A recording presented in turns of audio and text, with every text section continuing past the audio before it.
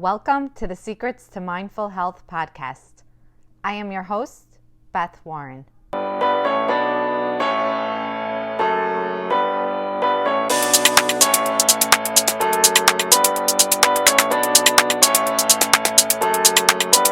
Today, we're going to speak about a topic that many people struggle with, and it's finding the balance. The way I'm going to speak about it is actually speaking about myself because it's my most frequently asked question. People ask me, how do I seem to balance it? On social media and other outlets, I always share my real life, and you see me going out to eat and being with friends.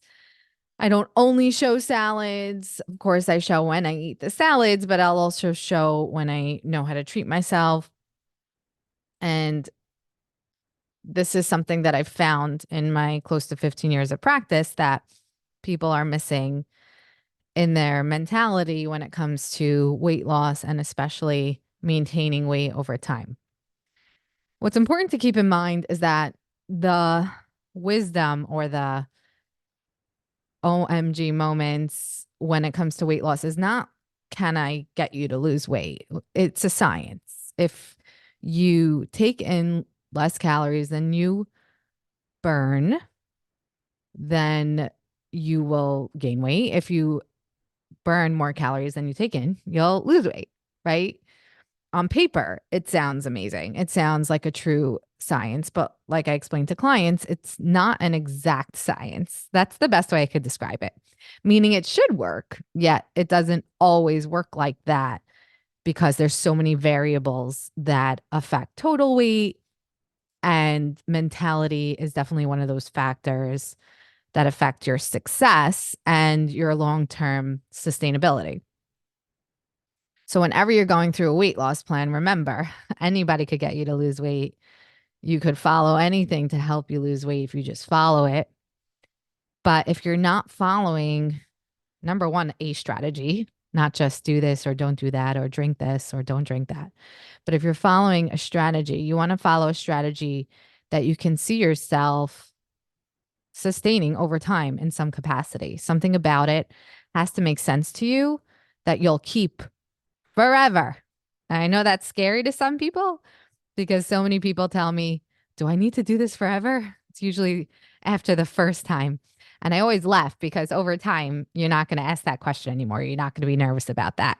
It's more just the anticipation or the trauma you have of following past things that are not sustainable. So you don't think that you can follow anything for long term. So your automatic response is, oh my God, do I have to do this forever?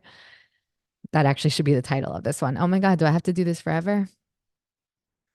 The short answer is yeah, but the longer answer is it's not even going to be a question. It's going to become a part of your lifestyle because the strategy that you were looking to do or you were following is something that you could sustain. So in essence, you want to lose weight in a way that you can maintain it.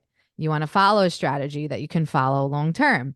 In essence, not in degrees of flexibility.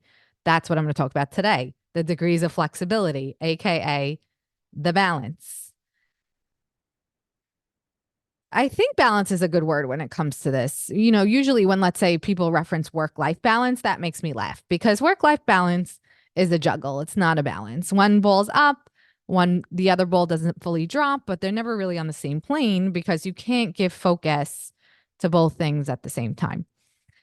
However, I would argue with food and nutrition, now that I think about it, in my mind, the way I think about it is absolutely a balance. I can totally still be mindful and cognizant of, let's say, caloric intake or balance. I could eat a salad and still have a dessert at the same meal. So technically, they are both in my mind at the same time, and that's balance.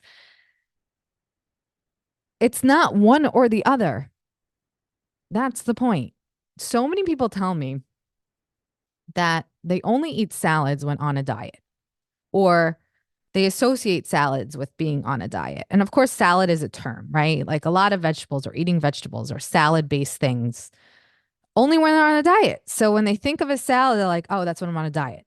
So then when they're quote unquote off the diet, they not only never eat salads, but if you're not eating and pushing salads, which let's say have a bitter flavor profile, they have more fiber and water, you're typically craving more carbs, eating more carbs, going through that cycle, which is more sweet, triggering sweet in your brain and less filling, that you end up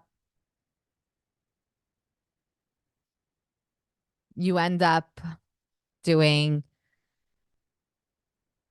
less healthier foods. And when you have only salads, you associate that with being on a diet. That's problem number one, the mentality that you can't live a life where you have carbs and sweeter things and a salad.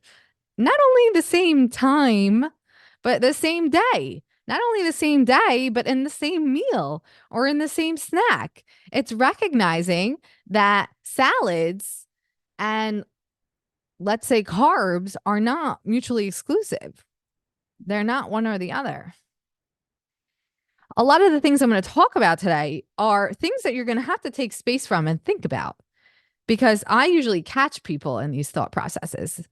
They're having them, but they're not aware or being honest that they really have them. So I'm hoping that today, when we go through some of these points of how to find the balance, is your think about your honest thoughts. And even if you try journaling, I know, I get it. It's annoying and no one wants to journal or meditate or all that, but that's really the only way to get in touch with your thoughts. See, we have billions of thoughts in our mind all day, yet we're not aware of what they're trying to tell us or what they really are. You have to take space from your own brain. The only way to do that is to either talk it out, let's say with me, right? And that's what I said. I call people out on it and make them aware, or first of all, voice note yourself. I don't really care. Get them out, journal, or meditate, because you have to understand your thoughts first in order to work on this mindset for balance. And that is definitely when I usually catch, when they don't feel that having a salad is just part of an everyday life. They think that that's part of a diet life, and they don't understand that you can literally eat a salad and have a dessert of a piece of cake in the same meal, technically speaking. It's an on or off mentality that you need to work through in order to find the balance. And I mean, really work through, like not think you're working through it or know you have to work through it or show up saying, I know it's a problem, blah, blah, blah. No, you got to like really rewire, because if you are experiencing signs that it's an on or off mentality, it's the complete opposite of balance. And that's the first thing to work through, is the mindset. So for me, I said I would talk about myself, as I never approached food and nutrition with the option to take away all the foods I loved.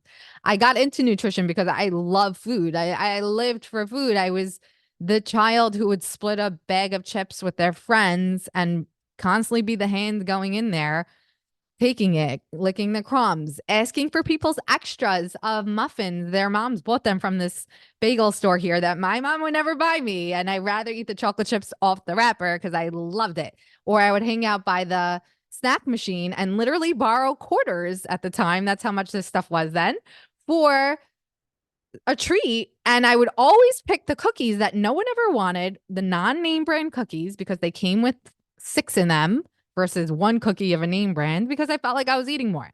And I chose Rolos as my favorite candy because they came smaller and it made me feel like I was eating more. And my favorite soda was Dr. Pepper. And I remember collecting money for that too at the community center and figuring out how to open the top small so I could extend how long I drank it because I enjoyed it so much. So I always loved food. That was never my goal. Like, I never saw it as a reason to eat better means getting rid of all those foods. Never.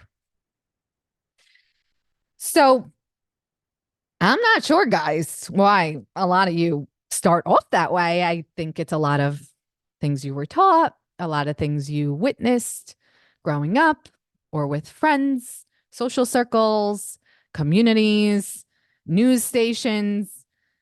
I'm bringing this up because you have to understand that you were either told or saw something that you need to recognize and be honest about in order to find your balance, because my initial grounded foundation was never built in that. And you can fix that, but if you're not, you have to first be aware that you got to go back and say, you know what, when I was younger, this is what was told to me. And I think it had a bigger impact than it did. That's step one. And then you just learn to rewire those thoughts and you learn to make different actions based on those thoughts. Pick a different food option because you're having a thought. So that's step one.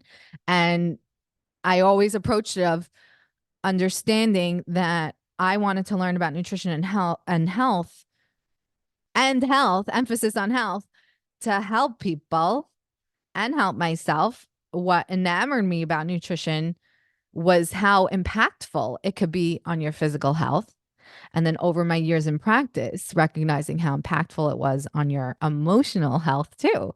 So, literally, the anecdote to being happy, healthy, peaceful, that was why I got into nutrition, always. So my strategies have always been built from that place that I love all foods. I never did this to give up my yummy foods. I just wanted to better myself, improve my health, and help other people through that. That means I had to then understand the balance, how to then work in foods that help that goal, how to work in a variety of plant-based options to help your health, help your emotional health, literally the happiness diet, omega-3s and salmon and all these foods to incorporate. So my focus has always been not on taking things out, but on celebrating and learning what I should put in to enhance that goal of a healthier well-being, physical, emotional, with food. And that's a balance. So I had more of the unhealthier, junky balance, I guess we could say. And I say that with a smile because it's all relative. It's just different types of food. And then I just learned more about the healthier options that I wanted to incorporate. What that means is my goal was never about a number. Never. Never. First of all, I'm not a math person. I just get 40s on a test with that sign and return stamp, and I used to like forge my mom's signature. I'm not a numbers person. It never meant anything to me. I think I became immune from the concept of numbers, but I will argue everyone, and I've been in this practice for 15 years, that if your goal is a number and you think that reaching that number will make you happy, reach the number and ask yourself if you're happy, because a number does not bring happiness. And a number does not necessarily mean you will like the way you look, because what you learn through me is there's a concept of body composition. Body composition means that you can lose weight differently. You can lose weight where you're, there we go. You can lose weight and not like the way you look, believe it or not. That's typically when you lose a lot of muscle mass because you're having way too little calories. Your body's literally taking protein from your muscles. And a lot of those quote unquote diets discourage exercise because you're not taking enough calories. And if you sustain muscle, it doesn't manipulate the scale to make you look like you're losing more in numbers. So you will quit their diet and you will look thinner overall, but you'll look drawn, God forbid, sick. You'll get comments. Are you okay? Your clothes will be a smaller size, but when you button the button on your jeans, you'll still have flab over it because you're proportionally more fat versus muscle. So it doesn't even mean you would like the way you look a number. But with our point about balance is that if your ultimate goal is a number, you will not find the balance, because the balance comes from a place where you're recognizing and embracing the fact that you love less healthier options, indulgent options, and are not at all looking to take that out of your life, you're looking to learn how to and what to incorporate on the healthier side to help enhance your goals of feeling good, looking good. Remember, that's not a number, looking good, and improving emotional and physical health. By definition, isn't that balance? You're not taking one away. You're looking to keep that, and you're looking to incorporate more of another. That's balance. So the first thing was recognizing that a salad isn't only a diet food, and you can easily have a meal with a salad and a dessert. The next one was your ultimate goal can't be based on a number. It has to be based on wanting to improve something that, by definition, means there needs to be a balance. By definition, a goal like improving your health and improving the way you look means that there needs to be two different kinds of foods in your life. The next one I have to speak about is movement. Just like the first two mentalities, there are so many misconceptions about the thoughts around movement. I'm being very specific to use the word movement versus exercise because exercise, for some reason, freaks so many of you out. And again, that's more because of what you define exercise as, what you were told to define exercise at, how you watched your mom exercise, something really negative. Like when people are so against exercise, you have to understand such a visceral reaction to that is embedded in something way deeper than you just not wanting to go take a walk. Whenever there's a big reaction that doesn't warrant something, there's more there. And people have big reactions to the concept of movement. When I get down to it, some of it, I mean, all of it is valid. I mean, feelings are valid. However, a lot of times it would be that, quite frankly, they're embarrassed to go to the gym. They don't like the way they look. They don't like the way things jiggle, I've heard. Look, everybody who's even the thinnest person, when I jump rope, things jiggle. Okay. But they're self conscious about it. They're self conscious about their performance. They think they suck in class. So I hear it. First of all, I always wish everyone just said that out loud because you would see that everybody thinks the same way. Everybody to some capacity. I learned to just laugh it off. I just got over humiliating myself. I don't know what else to say, but we all humiliate ourselves. And quite honestly, any expert, trainer, any coach is expecting you to suck. They totally are. And they just love to see you show up and commit. And you only know that and learn that the more you go. So definitely don't feel like that. And then also the fact that people assume that exercise means a certain length of time, a certain location, a certain type. And that's not true. That's not true. Don't even fall for anything. I mean, yes, there's studies when it comes to cardiovascular health. It says 30 minutes of vigorous activity. When it comes to this, there might be a certain recommendation. Sure. There's recommendations. But is the alternative of not being able to do that specific recommendation not moving? Is that what they mean? Is that what they mean? Oh, well, if I can't do an hour of vigorous activity, I'm going to do nothing. No, that's not what they mean. In fact, what's frequently and consistently quoted, and that's typically the type of nutrition and fitness and wellness advice that you should follow, not the newest thing that you've never heard of before. Things have been around forever. Yes, if it's modified or evolves, absolutely, that's science, but not something brand spanking new. It's usually red flag for me. But walking. So back in the day, it was saying 10,000 steps a day. Okay, so or relatively recently, was saying that was outdated based on some Asian culture, and they came up with 10,000. So really, it's more like 8,000. I'm personally telling you, it's irrelevant. Just get moving, get walking. Don't think that's nothing. Like park your car farther, take groceries in both arms, and walk up the stairs in your building. Like, do not discount any activity. And speaking about our concept of balance, that's important. I was active my entire life. So yes, we've already discussed that Beth loved the Rolos and the non-brand cookies, the Dr. Peppers, and the muffin scraps from her friends. But Beth also was always very active because I loved it. So I danced for 16 years. I fought to dance even. I even started paying for it myself in high school because I loved it so much. So I always danced because I enjoyed it. And I played sports. I was in Little League. I played softball and all those things I do today. I mean, I box today, which I associate as dancing, actually. And I still play softball leagues in the summer.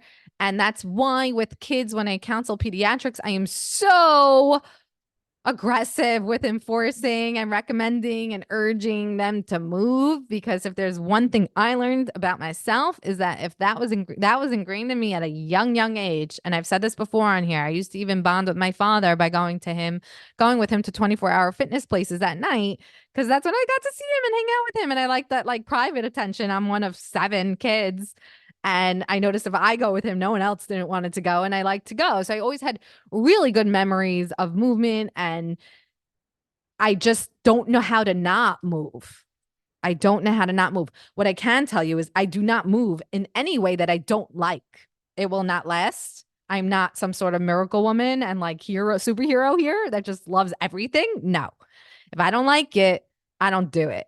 And that doesn't mean I gave it one shot. Usually I give things a really fair shot. Depending on what it is, at least 4 to 6 times consistently, I give it a fair shot unless something ever felt unsafe or not good, like huge red flag. Sometimes I even just adjust that. But the point is that you got to be consistent enough in anything to make that honest decision, even with tasting new foods, by the way.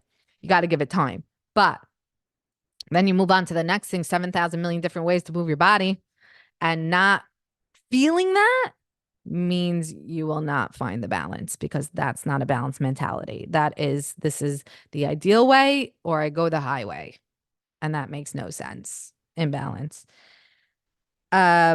Intuition. This is a big one.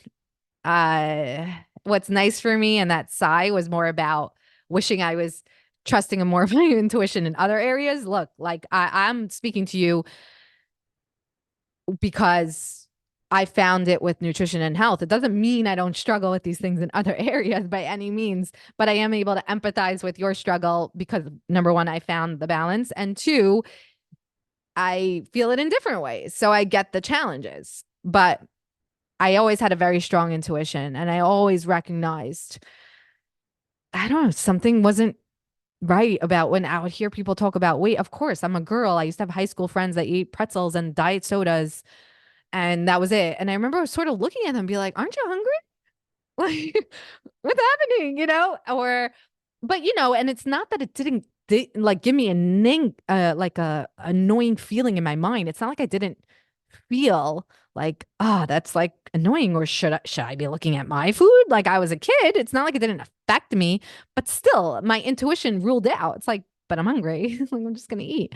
So it's not that it never affected me, or I never looked at my body in the mirror, or I never wondered about certain clothes. It's just that in the end, my intuition won out. And you really have to listen, listen to how you're feeling, and you have to be in tune with others too. Like I said, recognizing that I think something's up there. I might not have been so aware of it then, but looking back, I had that. Recognizing, that doesn't make so much sense, And I counsel kids like this, especially the teens, and they feel such peer pressure, some of them with their friends.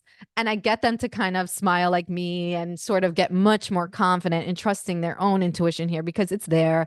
Like sometimes they'll tell me something their friend said to them, like, is that true? And they're like, oh, or oh, I never, if their friend tells them, I never eat that. That's so fattening, or I only eat this for dinner. I'm like, do you really believe that that's all they eat, right? Like, and they're like, no. And I'm like, okay, so you think it's crazy, like it's ridiculous. So trusting that intuition is really like don't let your traumas or other people have told you what you've been taught. And now after all these years and now being an adult, so it's definitely very strong. You got to dig through this, but your intuition's there. You got to go back and find it. A strong sense of spirituality.